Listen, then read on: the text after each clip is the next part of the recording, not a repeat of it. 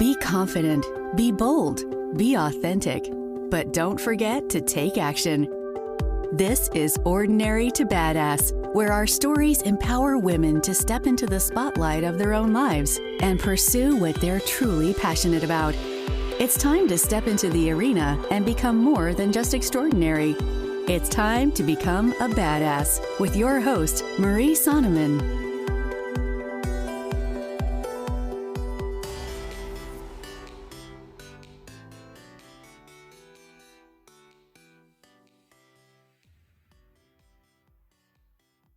Welcome to Ordinary to Badass, episode number 34. Friend, I am so stinking excited for you to hear this episode. In this episode, I will be talking to Kathrine Switzer.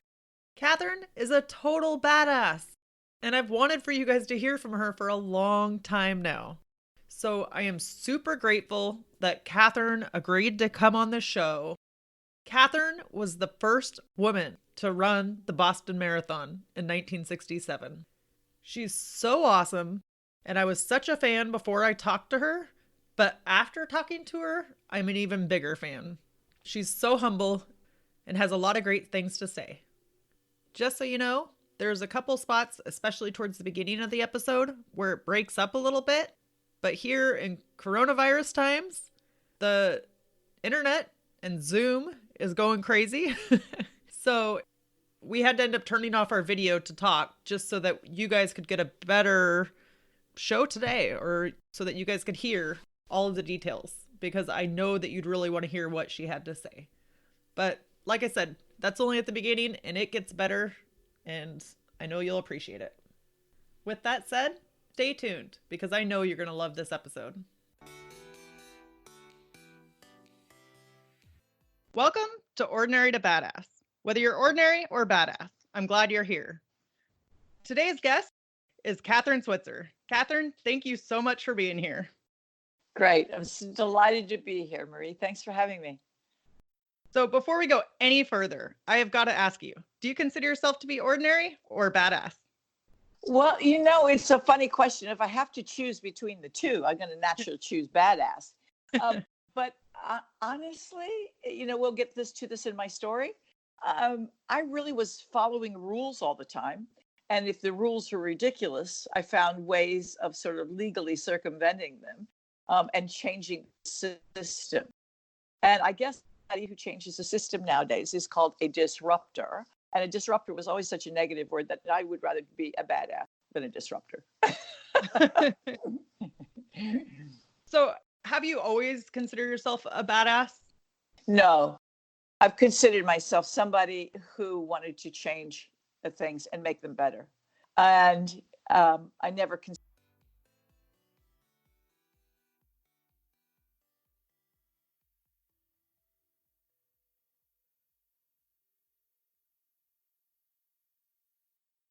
Welcome to Ordinary to Badass.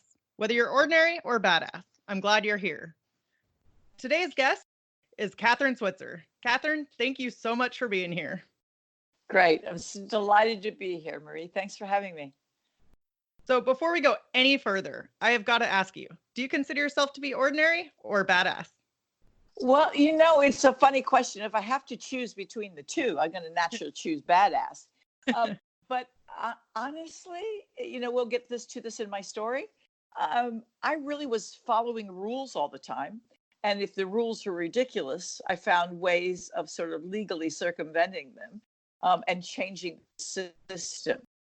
And I guess anybody who changes the system nowadays is called a disruptor. And a disruptor was always such a negative word that I would rather be a badass than a disruptor. So have you always considered yourself a badass? No. I've considered myself somebody who wanted to change the things and make them better. And I never considered myself, kind of an upstart or really actually even pushy, but I developed a huge reputation for being those things. And basically, in my pushy, I always say, no, I'm extremely persistent and very determined, and I do want to make change. But I don't like those things in negative connotations. I like them all in positive ones. And I see increasingly, I mean, I'm older now. I'm 73. So I look at somebody who's in their 20s, their 30s to be a badass. I see now that a badass is actually a somewhat good thing. Yes. But I mean, I did my share of partying and had fun, but I didn't do illegal things. I don't think I ever really hurt anybody, or I certainly didn't intend to. And I hope I wasn't mean, that's terrible. But I hope I wasn't mean. No, I love that. So can you share with the audience a little bit about yourself? Oh yeah, there's a lot to share. I guess the first thing is that most of the audience probably will remember way back in 1967, even though most of the audience wasn't even born then. I know they know the story because they've seen the picture of the girl running in the Boston Marathon being attacked by an official who's trying to rip off her bib number and throw her out of the race. And he's a very, very angry man. And she looks like a pretty scared 20-year-old girl, which is exactly what I was. But that picture has gone around the world. So people know that picture and they perceive it as the status of women in sports in those days. And in many ways it was. It was a really loud clarion cry for, hey, listen, women deserve better than this, and women deserve opportunities in sports. And we'll talk about that. But the other side of that story is I was a girl who wanted to run. I wasn't a girl who wanted to change all the rules. And in fact, that the rules of the Boston Marathon did not forbid women. They weren't even written that way. It was only after I tried to run did they change the rules to say this is a men's only race. And the men who were running with me and the guys in the race were wonderful to me. It were just the officials and some really mean spectators, a lot of whom, by the way, were women, who gave me a very hard time. I just want to really always emphasize that even in those very early days, the guys who ran, the guys I trained with, the guys who were surrounding me were really wonderful guys. And they have, in fact, helped women's running always for all those years. It was only officials and spectators, many of whom were women, by the way, some spectators, some women who were really, really tough on me. But yes, it was a wonderful photograph. The angry official it served women's rights extremely well by attacking me because he did it in front of the press truck. And that photo has gone around the world and changed so much of women's sports. We owe him a great big debt of gratitude. And I often say some of the worst things in your life can become the best things. And that's one of them. Yeah. So you mentioned that early on, like you like to follow the rules. And after this happened, you kind of became known as a disruptor. How did you deal with that internally? I dealt with it internally because I actually knew I was doing the right thing. Even though people said I was out of line, I knew I was doing the right thing because women deserve the opportunities in sports. A lot of the women themselves didn't know that yet. And they resented me trying to pave the way, just like a lot of women really, really hated the early feminists who were breaking traditional barriers. Many women, and most women in the world actually still live in a fearful situation. And sometimes the fear is internal and maybe it's also external. Like there are a lot of social, religious, cultural, economic restrictions that women face, huge amounts of poverty and ignorance and lack of education. And when we can overcome these things, then people become more willing to be tolerant and embrace a broader vision. So that was the problem. And so when I understood that the lack of sports opportunities for women wasn't women's fault, it was the lack of the opportunities presented to them, that we needed to knuckle down, us women, get serious, take responsibility, and change that and create those opportunities because nobody was going to do it for us. And in running, I began after the Boston Marathon immediately. And I had been suspended now from the Athletic Federation. So they supposedly, I wasn't supposedly even allowed to compete. But what I did is I formed my own club with my friends. So who was going to come after me in my own club? I love it. The streets are public property. The parks are public, And so we all ran together. And then I actually did get myself reinstated because I said, also, if you're going to change the system, you better become work inside the system and learn how to make change from within too.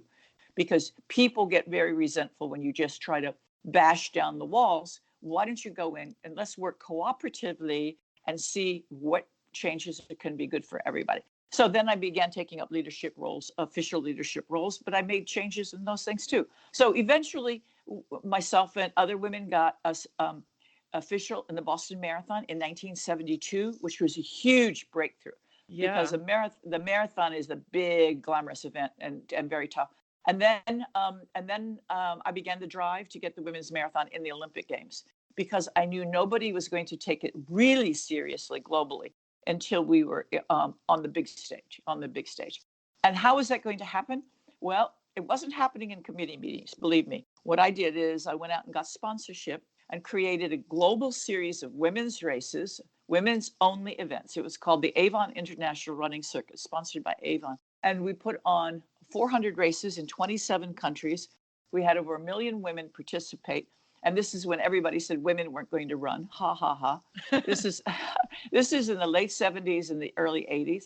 And with the data and statistics from all those events, I could take that material to the International Olympic Committee and say, look, we've got the number of countries, we've got the women, we've got the participation, we got the performances were incredible.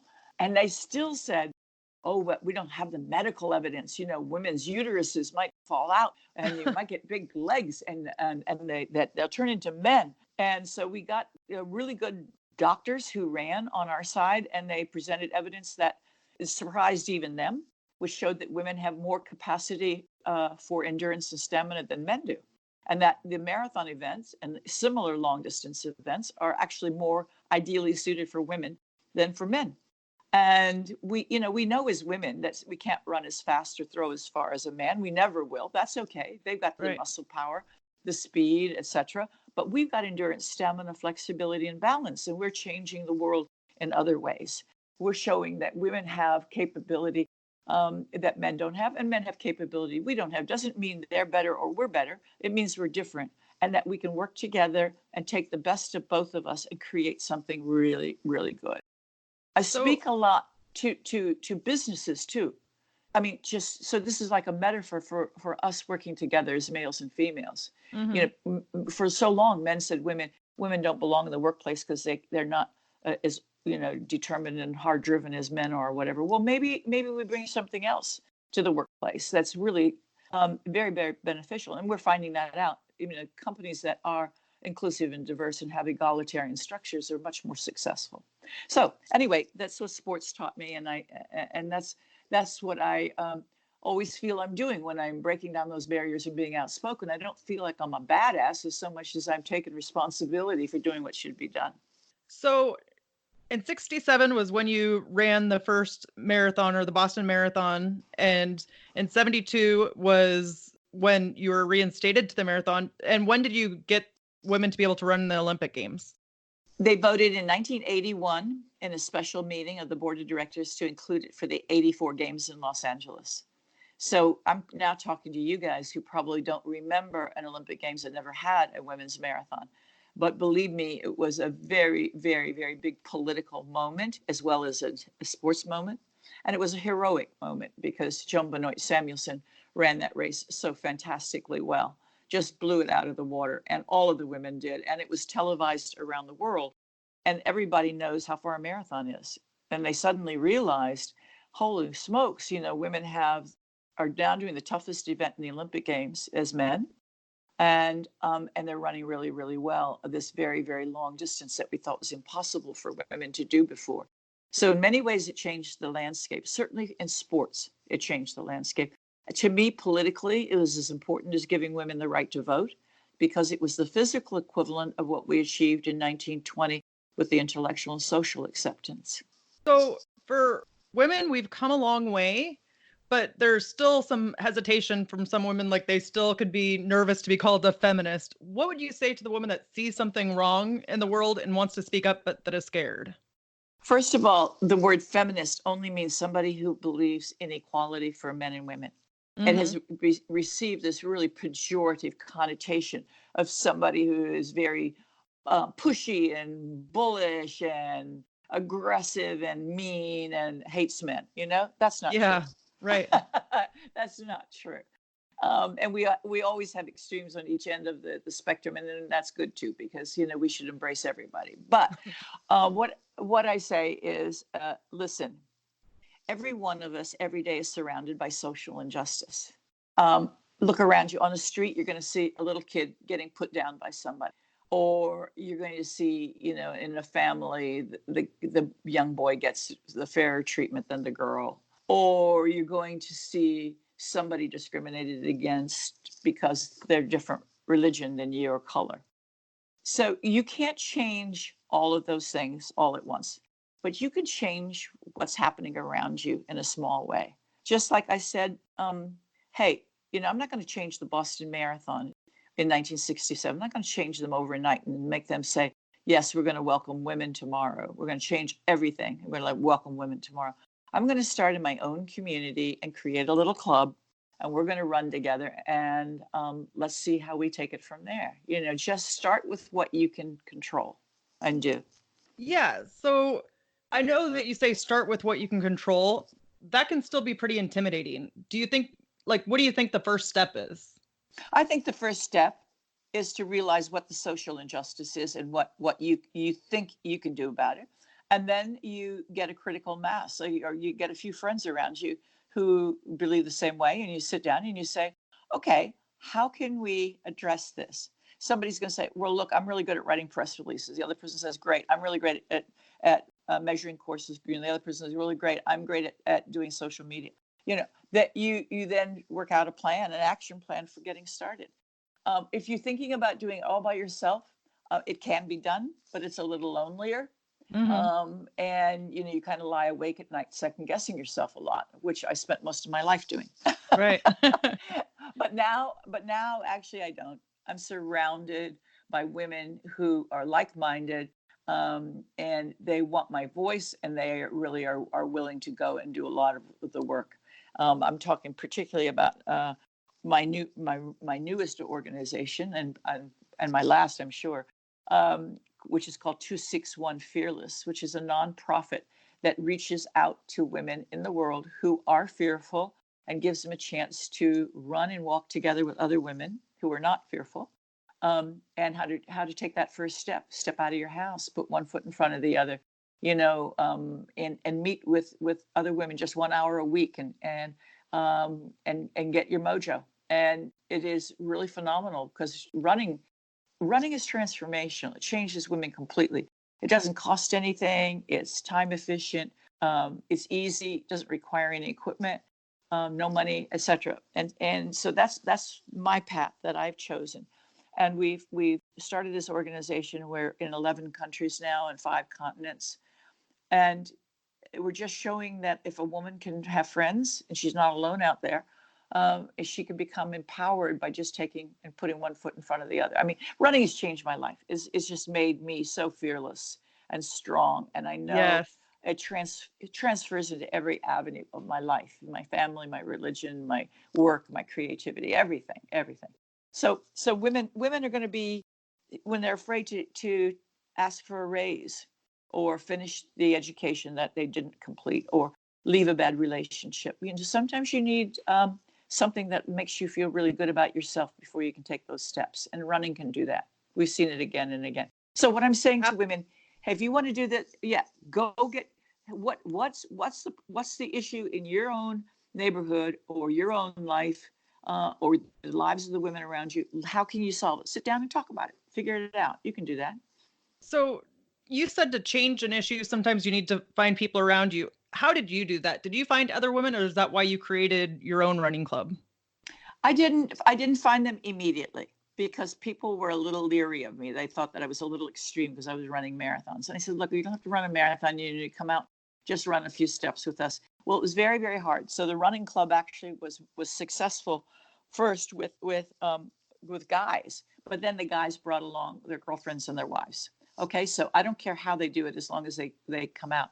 Now we have great groups of women. You see them out in their thousands every morning, and running in groups or singly in the morning. And I would love to see women in neighborhoods who say, well, I don't run, but I used to love to play soccer. Well, why don't you form a community soccer team? Right. That's one of the things I find so lacking. I'm actually doing this interview with you from New Zealand, where I live a number of months a year, and now with this coronavirus epidemic, I probably will stay here a little longer. Right. But here in New Zealand, after people finish high school, or even university, whatever they go on to do, but let's just say they finish high school and they're going to work, and it's kind of like in America, it used to be everybody had a bowling league every Wednesday night. Well, here, they form community men's and women's, rugby, touch rugby. They have soccer, they have field hockey, and they meet and they compete with other communities. It's really great. It's like sports doesn't have to end just because you're grown up. Right. And so that's what I would love to also see in America. We don't want the government to do everything for us, and they won't anyway. So you might as well create what you want to do. It doesn't have to be sports. I'm just using sports as the analogy here. It could be reading, it could be education, it could be public speaking, whatever. Right. And I don't know about you, but like, I never really realized the importance of getting out and getting moving. Like until my adult years, I didn't really realize the importance of doing something you love, but also like just getting out and getting moving. I'll tell you what, alone or with girlfriends or friends, guys too. I mean, because most of my running in my life had been done with guys until very recently. You share the secrets of your soul. I always joked. I said, you're never going to need a psychiatrist if you have a running buddy. You just talk and talk and talk. You tell them everything, and it never goes beyond that. It never goes beyond the road. But when you're also out running by yourself, and I still run marathons, and of course now that I'm older, it takes me longer to run them. Therefore, I have to train longer. So sometimes I'm out for even 4-hour, 5-hour runs, and when I'm out that long alone in the woods or on a rail trail someplace, the creativity, the ideas, the stress bust, the praying, the meditation, the gratitude, all of those things become a part of my run. And it is so essential to my well-being. Right now, again, I'm going to bring this up. We're having this epidemic, and there's going to be this like lockdown in places. And honestly, this is in a way one of the worst things that could happen. If people could just get out, get fresh air and sunshine alone, they don't have to be surrounded by people, and just have time to break that stress. It's one of the healthiest things we can do for ourselves. Is that why you think that running is so transformational? Actually, I think it's transformational. I think, your body never lies, first of all, but movement, the rhythm of the movement, the oxygen over your brain, apparently there's more oxygen in the brain synapses, allows for the release of stress.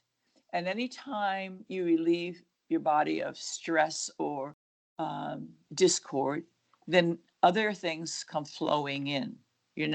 It's like, here's a stupid analogy, but it's true.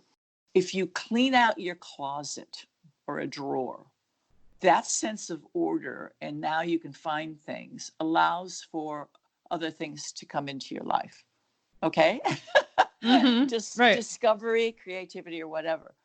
But the stress bust is phenomenal. It is phenomenal. And that just comes from sheer relaxation. And in a way, that kind of running is like, you think of the wildest things. It's really daydreaming also.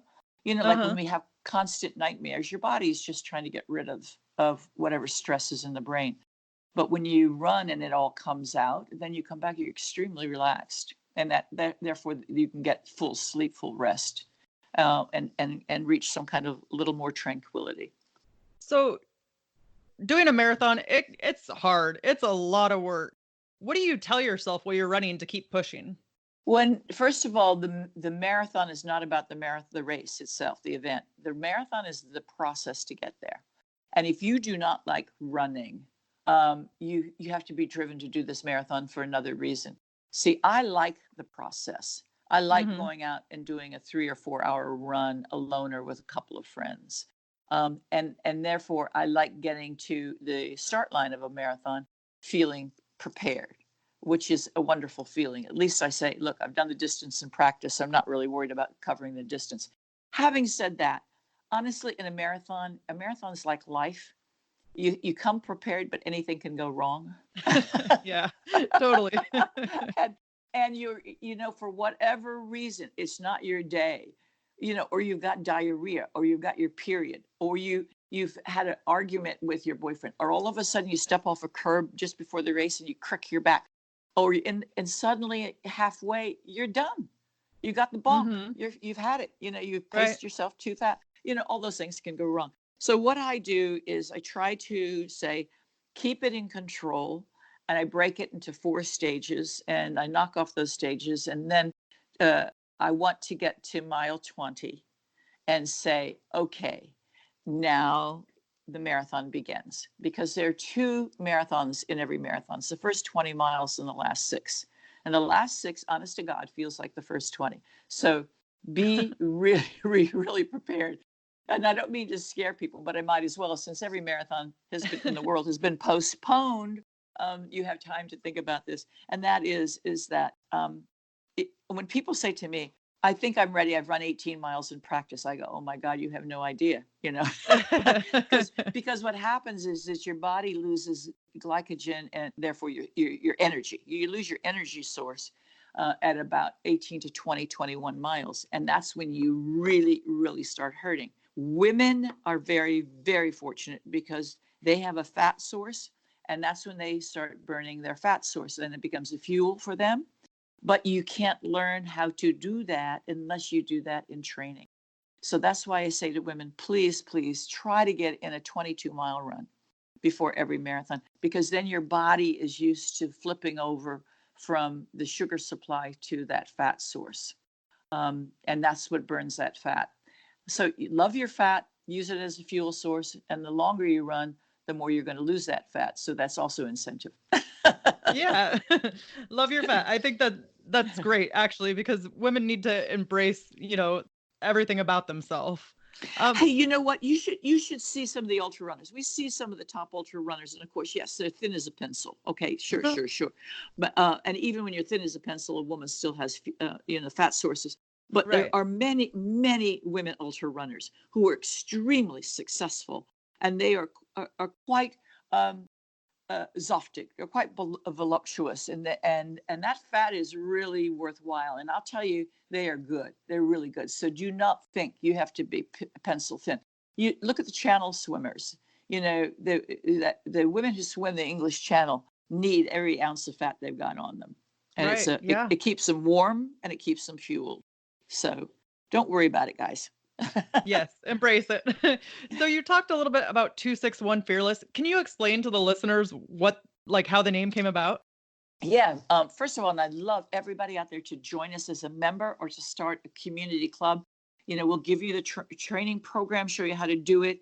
And it's you'll be part of a global community. So it's 261fearless.org, O-R-G.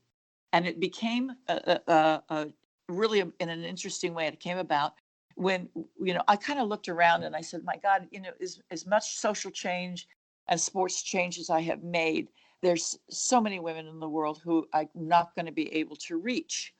And quite like magic, suddenly my old bib number, 261, from the 1967 Boston Marathon, the one the official tried to pull off of me, became this magic number, meaning fearless in the face of adversity. Everybody was saying that number makes me feel fearless, because they were all relating to that story of me being thrown out of the race because, we've all been told we don't belong, or we're not cool, or we're too fat, or we're the wrong religion or the wrong color.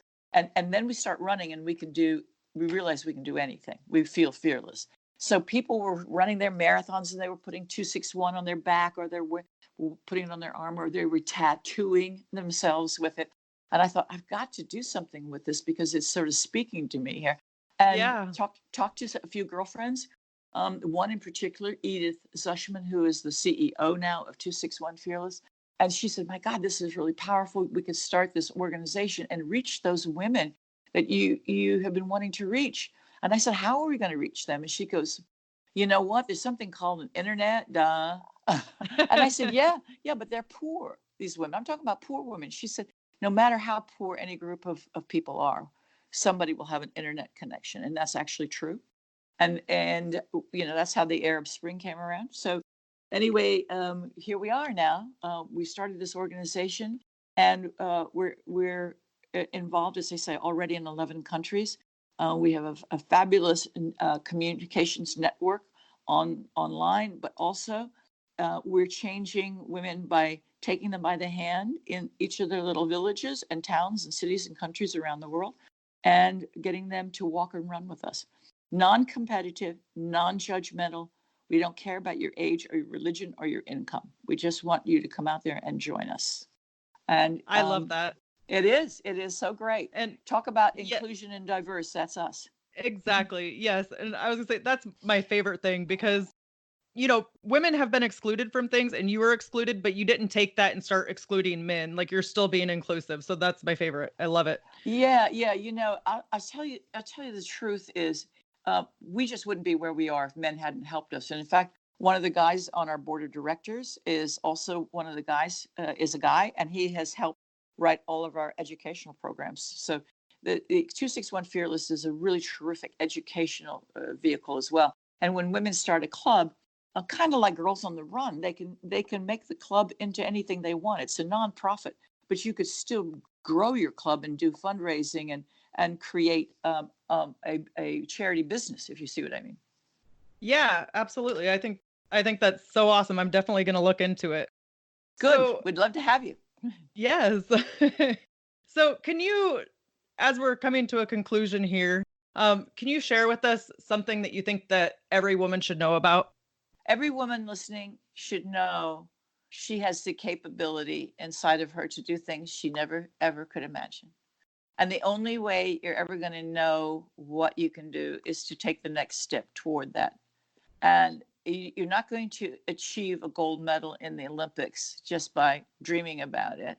You're going to have to start by winning your local 5K first, or by taking the first step out your door and doing the training.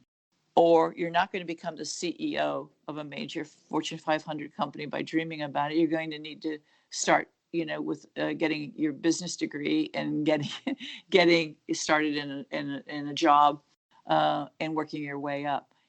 That's the way it happens. But you can do it, is the interesting thing. You think you can't. You think you can't, but you can. The capacity for our achievement is unbelievable. That's what I want everybody to know. I love that. And you just have to start. You just have to start wherever you are and figure it out as you go. Yeah, absolutely. So, somebody said, how can I start running? I said, try putting on your sneakers and going out for a walk. That's so true. Kathrine, how can we connect with you? You can connect with me through 261fearless.org or on my website, which is marathonwoman.com. And there are both ways on those to how to reach Kathrine. Okay, awesome. Kathrine, you are such a badass. And as a marathon runner, I am so grateful for you for paving the way for us. So thank you so much for being on the show. And thank you so much for getting the word out, Marie. You're great. Appreciate it all. With that, we'll end our show. To all the badass women out there staying in the arena, wherever you are, whatever you're doing, own it and get after it. If you like this episode, I would be so honored if you headed over to iTunes and left a review. When you leave a review, it helps other people just like you to be able to find the show. But of course, if you leave a review, I want to be able to say thank you to you because it means the world to me.